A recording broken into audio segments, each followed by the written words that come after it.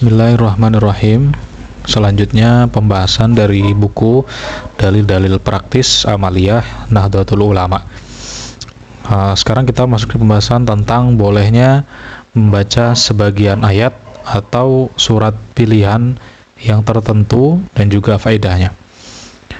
Ada beberapa hadis, diantaranya yang pertama, Al-Fatihatu lima quri'at lahu, rawahu Al-Baihaqi. Artinya Al-Fatihah itu sesuai dengan tujuan membacakannya. Hadis riwayat Al-Baihaqi. Kemudian berikutnya ada juga hadis yang menjelaskan tentang membaca sebagian ayat atau surat pilihan yang berbunyi an Abi Hurairah radhiyallahu anhu, man qara'a fi lailatin mi'ata ayatin lam yuktab minal ghafilin. Rawahu Al-Hakim, haditsun sahih. Diriwayatkan dari Abu Hurairah, barang siapa yang membaca 100 ayat dalam semalam, maka tidak akan ditulis sebagai orang-orang yang pelupa. Hadis riwayat Al-Hakim, hadis sahih. Kemudian berikutnya lagi ada hadis la'u'allimannaka ya Aba Sa'id a'zama suratin fil Qur'an qala alhamdulillahi rabbil alamin hiya as-sab'ul mathani wal Qur'anul azim alladzi utituhu. Rawahu Al-Bukhari. Artinya, sungguh aku akan mengajarkanmu, wahai Abu Sa'id, surat yang paling agung di dalam Al-Quran, yaitu Alhamdulillahi Rabbil Alamin. Itu adalah 7 ayat yang diulang-ulang dan Al-Quran agung yang diberikan kepadaku. Hadis riwayat Al-Bukhari. Nah, kemudian selanjutnya ada lagi hadis yang berbunyi Anis Solsali man qara'a surat Al-Baqarah tuwija bitajin fil jannah. Rawahu Al-Baihaqi fi Sya'bil Iman, haditsun sahihun. Ya, artinya diriwayatkan dari As-Solsal, barang siapa yang membaca surat Al-Baqarah, maka dia akan diberi mahkota nanti di surga. Hadis riwayat Al-Baihaqi dalam Syu'aib Al-Imam, haditsun sahih. Kemudian berikutnya ada lagi hadis yang berbunyi nazala malakun minas sama'i wa qala abshir bi nuraini utitahuma lam yu'tahuma nabiyyun qablaka fatihatul kitabi wa khawatima suratil baqarah lam taqra biharfin minha illa u'titahu. Rawahu Muslim.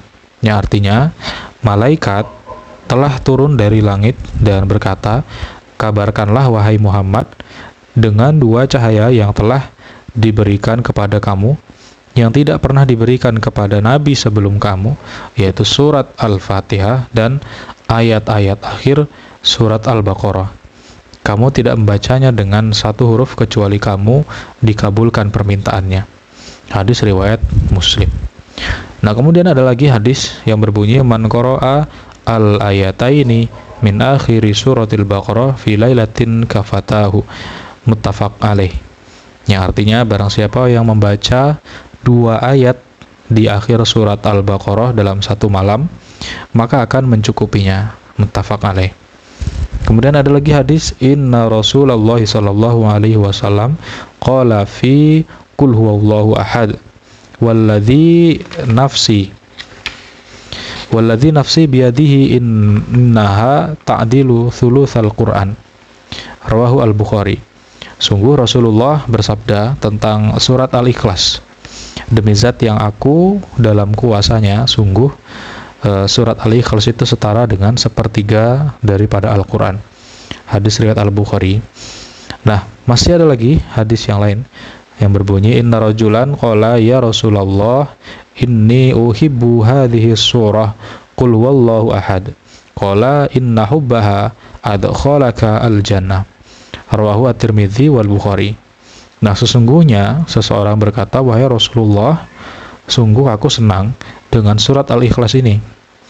Nabi menjawab, mencintai surat Al-Ikhlas akan membuatmu masuk ke dalam surga. Hadis riwayat At-Tirmidzi dan Al-Bukhari.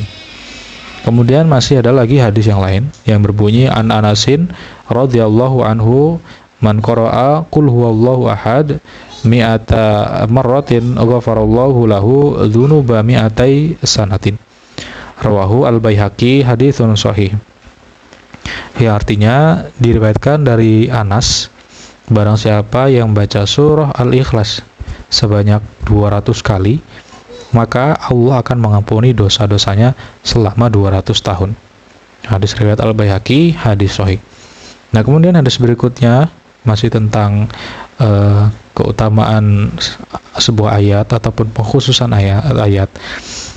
Sebuah hadis berbunyi, an Hudzaifah radhiyallahu anhu, man qara'a qul huwallahu ahad alfa marrah faqad ishtara nafsahu min Allah. Rawahu al-Khiyar fi fawaidih. Diriwayatkan dari Hudzaifah, barang siapa membaca surat Al-Ikhlas 1000 kali, maka dia telah membeli dirinya dari Allah. Hadis riwayat Al-Khiyari dalam fawaidnya. Kemudian yang berikutnya, alam taro ayatin unzilat hadhil lailah lam yura mithluhunna qat qul a'udzu birabbil falaq wa qul a'udzu birabbin nas. Rawahu Muslim. Tidakkah kau melihat ayat-ayat yang diturunkan malam ini yang tidak ada perumpamaannya sama sekali, yaitu surat Al-Falaq dan surat An-Nas. Hadis riwayat Muslim. Kemudian hadis yang lain lagi berbunyi, kana Rasulullah sallallahu alaihi wasallam yata'awwadhu minal janni wa ainil insani hatta nuzilat al-mu'awwidhatani falamma nuzilata akhadha bihima wa taraka ma siwahu. Rawahu At-Tirmidzi, haditsun hasan. Artinya Rasulullah meminta perlindungan dari jin dan mata manusia hingga diturunkan surat Al-Mu'awwidhatain, yaitu 2 surat untuk meminta perlindungan, yaitu Al-Falaq dan An-Nas. Ketika surat Al-Falaq dan An-Nas diturunkan, maka Nabi mengambilnya dan meninggalkan selainnya. Kemudian berikutnya lagi hadis yang berbunyi, qala Rasulullah ya Abal Munzir atadri ayyu ayatin min kitabillahi ma'aka a'zam qultu Allahu la ilaha illa huwal hayyul qayyum fadraba fi sadri wa qala la yuhannika al-ilmu Abal Munzir. Rawahu Muslim. Artinya Rasul bersabda, wahai Abu Munzir, tahukah kamu ayat apa dari Al-Quran yang paling agung bagimu? Nah, aku menjawab, ayat kursi. Kemudian Rasulullah memukul dadaku dan berkata, sungguh bagus ilmumu, wahai Abu Munzir. Hadis riwayat Muslim.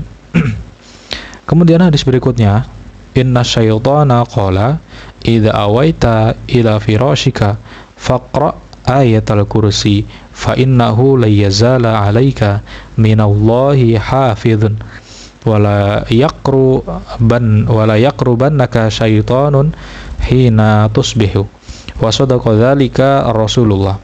Rawahu Al-Bukhari. Yang artinya, sesungguhnya setan berkata, jika kamu hendak tidur, maka bacalah ayat kursi, sebab Allah akan senantiasa memberi penjagaan kepada dirimu, dan setan tidak akan mendekatimu sampai subuh. Dan hal itu dibenarkan oleh Rasulullah. Kemudian berikutnya hadis yang berbunyi, an Abi Bakrin radhiyallahu anhu man zara qabr walidayhi aw ahadihima yaumal jum'ah faqara'a indahu yasin ghufiralah. Rawahu Ibnu Adi. Diriwayatkan dari Abu Bakar radhiyallahu an, barang siapa berziarah ke makam kedua orang tuanya atau salah satunya di hari Jumat, kemudian membaca Yasin di dekatnya, maka akan diampuni dosanya. Hadis riwayat Ibnu Adi. Kemudian hadis berikutnya, an Ma'qil ibni Yasarin radhiyallahu anhu man qara'a Yasin ibtigha'a wajhillah ghufira lahu ma taqaddama min dhanbi faqra'uha inda mautakum. Rawahu Al-Baihaqi, haditsun sahih. Yang artinya diriwayatkan dari Ma'qil bin Yasar radhiyallahu anhu, barang siapa membaca Yasin untuk mendapat ridho Allah, maka akan diampuni dosanya yang telah lalu. Maka bacakanlah di dekat orang yang akan meninggal kalian. Kemudian hadis yang lainnya lagi, an Abi Umamah radhiyallahu anhu man qara'a Hamim ad-Dukhan